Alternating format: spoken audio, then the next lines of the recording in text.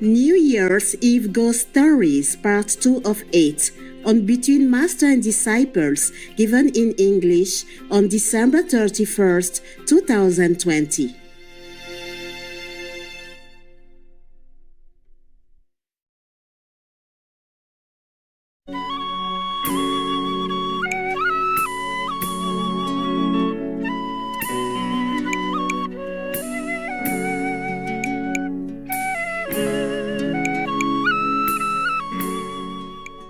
Because it's always too serious, so I'm just reading you one of the ghost stories. Originally, I did not mark this story to read it to you.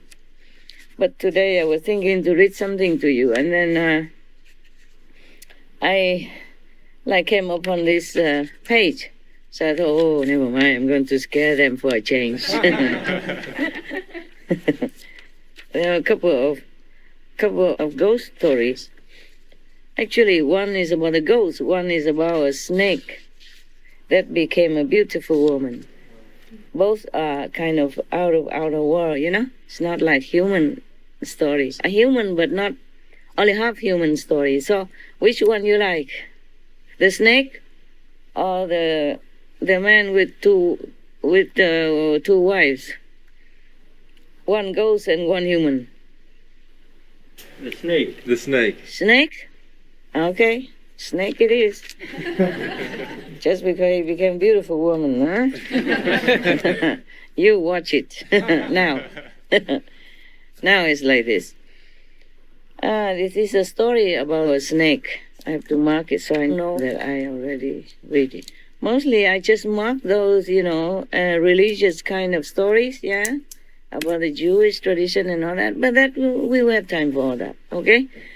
Today is almost like New Year, huh? Yes. And after midnight already, right? Yes. What time is it? 1:31. Wow. Aren't we good, huh? We really work day and night, no? Okay. So we spare some time today to talk about the snake. Thank you, Master. This story happened a few thousand years ago.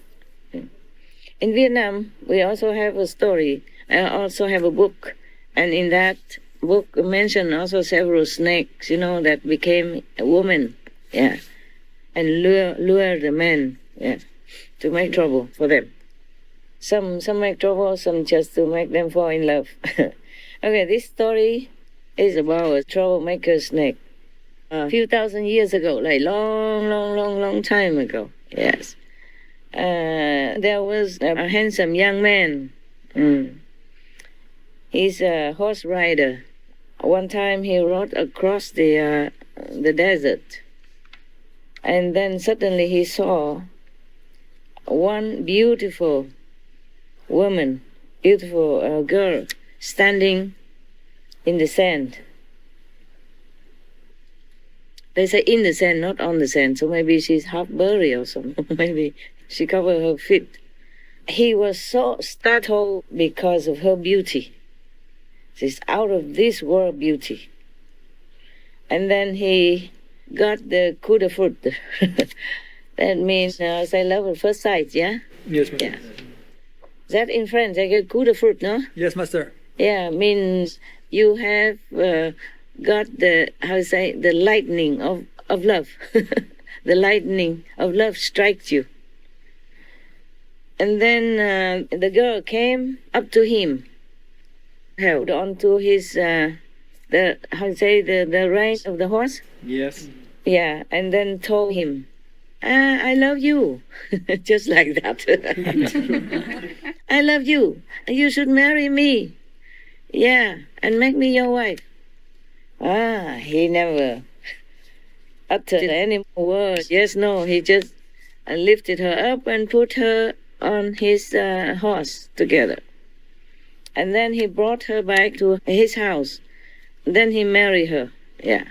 Little did he know, this lady, this girl, was a snake. Yeah. And normally, whenever she saw somebody handsome like him, yeah, she would manifest herself, change, like, how you say, she would transform herself into a beautiful woman. And then she would ask him to marry her and then live with him, whoever that may be. Yes. So he wasn't the only one. Okay, time passed, and then suddenly this handsome young man slowly fell unwell, and then he fell ill, seriously. And day after day, he was getting worse and worse. He became, haggard, skinny, lost weight, and his face lost color. He had nothing much of youth on his being anymore. He went to see many doctors, but none of them can guess or can, diagnose what's wrong with him. Yes. And they also don't know how to cure it because they cannot diagnose what's wrong with him. And because of that, day in, day out, day after day, he became weaker and weaker. Yeah. And losing more and more weight. And his life force seemed to be ebbing out of him. Just like a candle, is having less and less wax now and almost like gone, the light. Scary, no? Yeah. Oh, aren't you glad you're single? Yeah. Me too. I'm not going to look for any beautiful woman in the desert, I'm telling you, after this. One day, it happened that his wife went out, and there was one dervish. You remember dervish, right? Yes, Mr. The Muslim followers of the branch of what's the name of that then? I forgot. Sufi. A Sufi, yeah, a Sufi branch of Muslim, yeah. So one of the followers or the priests went to that area and then happened to pass his house, and he went inside. He went to the door and asking for some alms, yeah, like all the priests do or monks do when they travel, because they don't have money with them. That's how they did in the old days, yeah. Like the Buddhist monks, it's a tradition of the monks. The monks of many traditions, they do that, yeah. They go before they don't have even a car or no money to go on a horse, so they just walk around and they ask for alms wherever they can. And he went in front of the door and asked for alms. Then he saw this young man, and he asked him, "Hey, why are you looking so sick like that?" The young man said, I also don't know. And none of the doctors know what's wrong with me. So they can also not cure me. Yeah. And then day after day, I am getting weaker and weaker. Yeah. I don't know when I will be better at all. Yeah. So the dervish priest said to him, "Come here. Give me your hand. I have a look." He was looking into his palm, yeah? And he said to him, "You have a wife, right?" He said, Yes, I'm married." So the dervish asked him, "Do you sleep with your wife at night?" The young man said, Of course. "Yeah, but do you ever see your wife get up at midnight and go out of the room?" He said, "No, I never pay attention." So the dervish told him, "I have to tell you something regretfully, that your wife is not a human. She's a snake." Oh, and then the man was very, very aghast. He could not dare to believe it, to believe what the dervish priest said. So and then the dervish priest said to him, okay, if you don't believe me, then you can try this and that. Okay? So the man said, well, please tell me what to do. So the dervish said, okay, you, today, when she cooked the soup, you put a lot of salt into her soup. Yes. And then you empty all the water in the house. None of the drop of water should be left. Don't leave any drop of water inside the house. But before that, you hide the key so she cannot go out. Yeah. And before that, you cut one of your fingers. And then you put salt on the wound so that the whole night you will be feeling very painful, so you won't be able to sleep. Okay? Like that you can see if she comes out or does something or not. All right. So, the man did exactly everything like the dervish priest told him. And then he pretended to lie down and sleep immediately. At midnight, his wife woke up, felt that's thirsty, terribly thirsty, because she ate the salty soup that he put some more salt in it. So she got out of the bed and tried to find some water to drink. But every container that for water was all empty. Not even one drop of water in it. So she tried to open the door to go out, but it's useless because no key, and she didn't know where the keys were. And the man pretended to sleep very tightly, didn't see anything.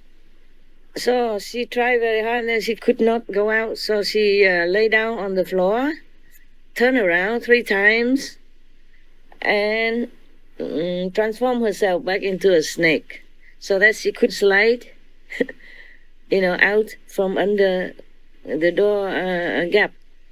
Okay, so she went out to the well outside, in the garden, and then hung herself down to drink some water from the well. And then she came back inside, transformed herself again into that beautiful lady, and lay next to him. Yeah, slept as usual. The young man, pretended to sleep, but he saw everything. He also did not say anything at all.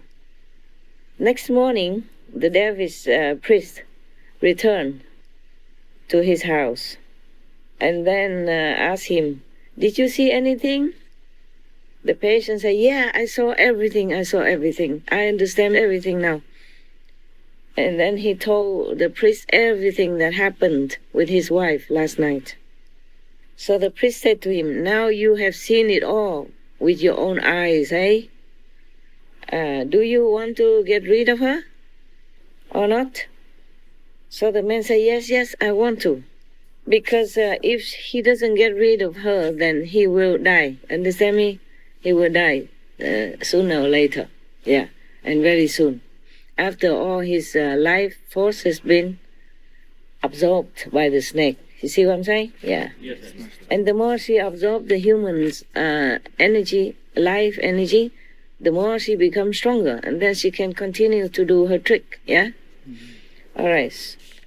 So the dervish said to him, okay, in that case, you listen to me. You tell your wife to bake some cake, some cake. And then you have to light the oven yourself. Yeah, light the oven by yourself. Make the oven hot, as hot as possible. Okay?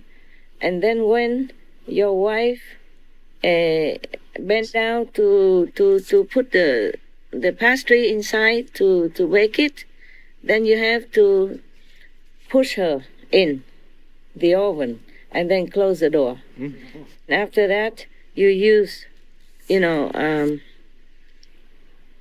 it's made cement or something like that, yeah, to seal the door. Then I will come and tell you what to do next. Yeah. Okay. The young man did exactly what the dervish priest told him, and then waited until the oven was hot as possible, and then his wife bent down to put the pastry in to bake the cake. Then he suddenly got hold of her and threw her inside quickly.